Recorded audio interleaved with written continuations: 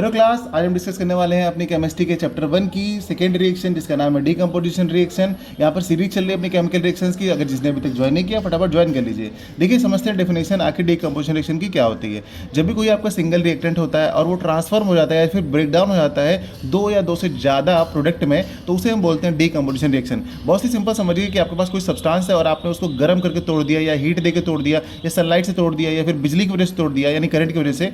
तो अगर उसको तोड़ दिया आपने कई टुकड़ों में तो आपका ये रिएक्शन कहलाता है डीकम्पोजिशन रिएक्शन। ओके, उसके बाद इसका एग्जांपल देखिए। ये एग्जांपल आपके बहुत इंपॉर्टेंट है, सारे के सारे एनसीईआरटी एग्जांपल हैं, तो एक एक बच्चे को आना चाहिए।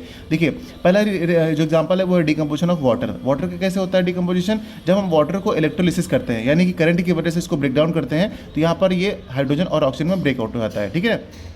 सेकेंड एग्जांपल है decomposition of calcium carbonate. Calcium carbonate को हम बेटा लाइम स्टोन भी बोलते हैं। जब हम लाइम स्टोन को या कैल्शियम कार्बोनेट को जब हीट देते हैं तो ये क्विक लाइम और कार्बन डाइऑक्साइड में ब्रेक हो जाता है। क्विक लाइम का मतलब होता है कैल्शियम ऑक्साइड। फिर थर्ड अपना एग्जांपल है decomposition of potassium chlorate. Potassium chlorate का फॉर्मूला ध्यान रखिएगा KClO3 होता है। जब इसको हम हीट प्रोवाइड करते हैं तो ये पोटेशियम क्लोराइड और ऑक्सीजन गैस इससे रिलीज होती है। ये इन दो पार्ट में ब्रेकआउट हो जाता है। तो ये भी अपना क्या हो गया? डीकम्पोजिशन हो गया। डीकम्पोजिशन ऑफ सिल्वर क्लोराइड में ध्यान दीजिएगा। तो यहाँ पर सिल्वर क्लोराइड को जब हम सनलाइट के प्रेजेंस में रखते हैं तो ये सिल्वर और क्लोरीन में ब्रेकआउट हो जाता है, यानी कि इसका होता है फोटोलिसिस। यानी कि सनलाइट की वजह से अगर किसी को हम ब्रेकआउट करते हैं, ब्रेक डाउन करते हैं तो समझ लीजिए कि वहाँ पर होता है photolysis. Decomposition of ferrous sulphate and lead nitrate, very very important reactions हैं दोनों के दोनों। फेरस सल्फेट का फॉर्मूला होता है FeSO4। जब इसको हम हीट देते हैं तो ये आयरन ऑक्साइड में और सल्फर डाइऑक्साइड और सल्फर ट्राइऑक्साइड में ब्रेकआउट हो जाता है। ठीक है, ये दोनों गैसेस रिलीज होती हैं, ये बनता है आयरन ऑक्साइड। इस रिएक्शन को हम बोलेंगे बेटा कौन सी? Thermal decomposition. थर्मल क्यों? क्योंकि इसमें हम नॉर्मल हीट दे रहे हैं। लेड नाइट्रेट आप देखिए, इसमें भी हम नॉर्मल हीट दे रहे हैं, तो ये भी आपकी थर्मल डीकम्पोजिशन है। थर्मल मतलब जब आप हीट प्रोवाइड करते हैं।